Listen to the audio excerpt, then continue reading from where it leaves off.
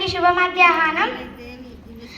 ఈరోజు సావిత్రిబాయి పులే జయంతి సందర్భంగా మనం ఈరోజు ఈ ప్రోగ్రామ్ని నిర్వహించుకున్నాం. సావిత్రిబాయి పులే మహారాష్ట్రలోని సతారా జిల్లాలోని నయాగాంలో జన్మించింది. అప్పటి కాలంలో సావిత్రిబాయి పులే గారికి చిన్న వయసులోనే వివాహం జరగడం జరిగింది. మహాత్మా జ్యోతిరావు పులే గారితో వివాహం జరిగింది.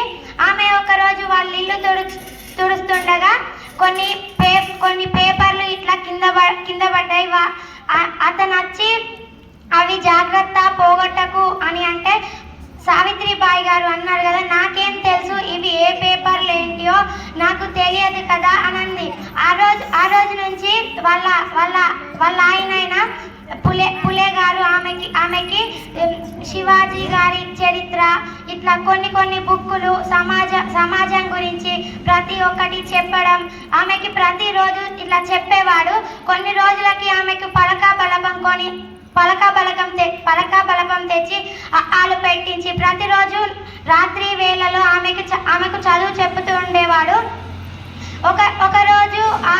ఒకరోజు ఆయన బయటికి వెళ్ళి వచ్చి ఇంటికి వచ్చిన తర్వాత తల కిందికి వేసుకొని ఉండడం జరిగింది. అప్పుడు సావిత్రిబాయి పులే గారు ఏమైంది అని అడగడంతో అతను అన్నాడు కదా, ఈరోజు బడిలో చెప్పే ఉపాధ్యాయురాలు గారు ఇక నుంచి రాదు అని అతను చాలా బాధతో చెప్పాడు. ఇప్పుడు మనకు తక్కువ కుల పిల్లలకు చదువు ఎవరు చెప్తారు అని అతడు చాలా బాధపడి తర్వాత అతను ఒక నిర్ణయం తీసుకున్నారు. ఇక నుంచి నువ్వే చెప్పాలి అంటే ఆమె ఒప్పుకోలేదు. ఆమె నాకు రాదు, నేను చెప్పను, నాకు ఎట్లానో తెలియదు అంటే అతను ఎలా అయినా సరే నువ్వే చెప్పాలి అని అతను అడగడంతో ఇక ఆమె ఆఖరికి ఎలా అయినా సరే అని ఒప్పుకుంది. ఆ రోజు నుండి ఆమె బడికి పోయి చెప్పడం జరిగింది. కానీ ఆమె బడికి పోయి చెప్తుంటే ఊళ్ళో ఉండే ప్రజలు కిటికీలు వేసుకోవడం, తలుపులు వేసుకోవడం, ఆమెకు శాపనార్థాలు పెట్టడం, తిట్టడం ఇలా ఎన్నో చేశారు. అయినా కూడా ఆమె అవన్నీ పట్టించుకోలేదు. పాఠశాలకు వెళ్ళి చదువు చెప్పేది.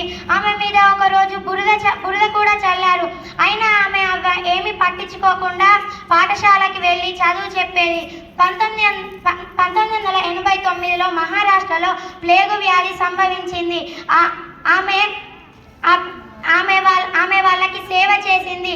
అలా ప్లేగు వ్యాధి అంటు వ్యాధి కావడంతో ప్లేగు వ్యాధి ఉన్న వాళ్ళకి ఆమె సేవ చేయడంతో ఆమెకు కూడా ప్లేగు వ్యాధి సోకి ఆమె కూడా అప్పుడు చనిపోయింది. ఇంతటితో నా చిన్ని ఉపన్యాసాన్ని ముగిస్తున్నాను.